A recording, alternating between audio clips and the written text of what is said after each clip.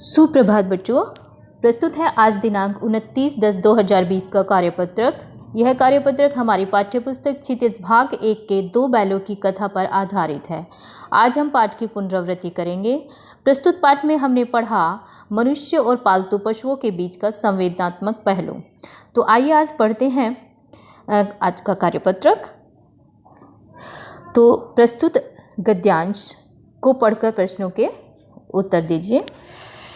Jury Kachhi के दोनों बैलों के नाम थे हीरा और मोती। दोनों पछाई जाति के थे।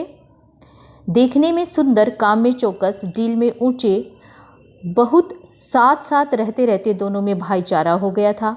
दोनों आमने सामने या साथ साथ बैठे हुए एक दूसरे से मूक भाषा में विचार विनिमय करते थे। एक दूसरे के मन की बात कैसे समझ जाता था हम कह नहीं सकते।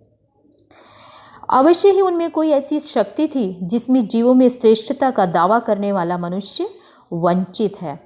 दोनों एक दूसरे को चाट कर सूंघ कर अपना प्रेम प्रकट करते थे। कभी कभी दोनों सींग भी मिला लिया करते थे। विग्रह के नाते से नहीं, केवल विनोद के भाव से, आत्मीयता के भाव से। जैसे दोस्तों में घनिष्ठता होते ही धोल धप्पा होने लगता है, ठीक वैसे ही प्रस्तुत गद्यांश में जूरी काछी के दोनों बैलों हीरा और मोती के बारे में वर्णन किया गया है, जो दोनों पछाई जाति के थे और देखने में काफ़ी सुंदर और ऊंचे थे। दोनों साथ साथ रहते थे और दोनों में मित्रता भी थी। एक साथ रहते रहते दोनों एक दूसरे के भावों को समझते थे, विचार विनिमय करते थे और किस भाषा में करते थे यह दूसरे लोग नहीं समझते थे। मनुष्य अपने आप को श्रेष्ठ समझता है, किंतु वो श्रेष्ठता का प्रदर्शन करते थे। तो आइए पढ़ते हैं कि प्रस्तुत गद्यांश पर आधारित कौन कौन से प्रश्नों के उत्तर हमें आज देने हैं। तो पहला प्रश्न है कि प्रस्तुत गद्यांश के लेखक का नाम बताइए। तो प्रस्तुत गद्यांश के लेखक का नाम है मुंशी प्रेमचंद जी।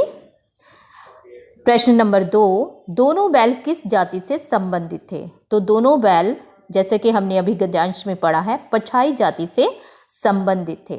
प्रश्न नंबर 3 के बारे में अगर बात करें कि दोनों बैल अपने प्रेम को कैसे जताते थे, तो दोनों बैल एक दूसरे को चाटकर और सूंघकर अपना प्रेम प्रकट करते थे। कभी कभी सींग भी मिला लिया करते थे। विग्रह के नाते से नहीं, केवल विनोद के भाव से।